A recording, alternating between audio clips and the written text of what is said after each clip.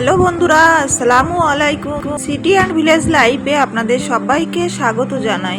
এখন 6:30 মতো বাজে। ছেলের স্কুলের গাড়ি আসবে 7টায়। ছেলেকে তুলতে যাব আর একেবারে ভাবছি একটু চিকেনও নিয়ে আসবো। এত গরম পড়েছে যে কয়েকদিন হলো ওদেরকে একটু মাংস দেওয়া হয় না, তো ভাব আজকে একটু নিয়েই আসি। বাইরে সূর্যের আলোটা দেখে মনে হচ্ছে এখন 6:30 না, এখন মনে হয় 10টা বেজে গেছে। ওই জন্যই ভাবছি মাংসটা তাড়াতাড়ি এনে দুপুরের রান্নাটা চাপিয়েই দিই। তাহলে যাই মাংসটা নিয়ে আসি, তারপর আপনাদের সঙ্গে পরে আবার দেখা করছি।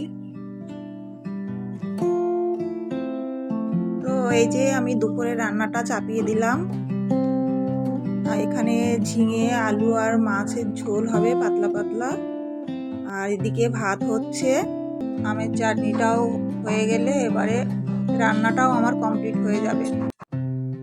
আমের চাটনিটা প্রায় হয়ে গেছে। এদিকে আমও কেটে নিয়েছি মেয়েকে দেওয়ার জন্য। মাংসটাও আমার প্রায় হয়ে এসেছে। তো বন্ধুরা, আমার রান্না অনেক আগেই শেষ হয়ে গেছে। দেখেন এখানে এই মাংসে পাতলা পাতলা ঝোল করেছি গরমের জন্য। এদিকে আমের চাটনিটাও একটু পাতলা পাতলা করেছি, সঙ্গে স্যালাডও কেটে নিয়েছি। এখন সন্ধ্যা 7টা মতো বাজে। ছেলে মেয়ে পড়তে যাবে, তো কিছু ওদেরকে দিতে হবে করে।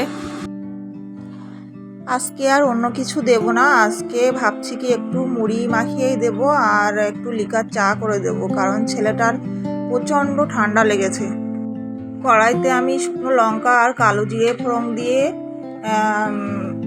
মুড়িটা দিয়ে দেবো। একটু কারি পাতাও দিয়ে দিয়েছি টেস্টের জন্য, দিয়ে একটু নেড়ে চেড়ে নামিয়ে নেব। তারপরে এদিকে লিকার চাটাও বসিয়ে দিয়েছি, তো আদা গ্রেট করে দিচ্ছি যাতে সর্দিতে ভালো লাগবে খেতে।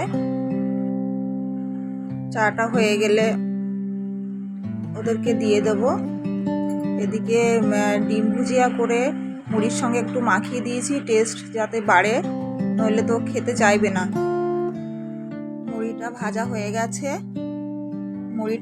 গেছে, দেখতে বেশ ভালোই লাগছে, খেতেও ভালো লাগবে আশা করছি।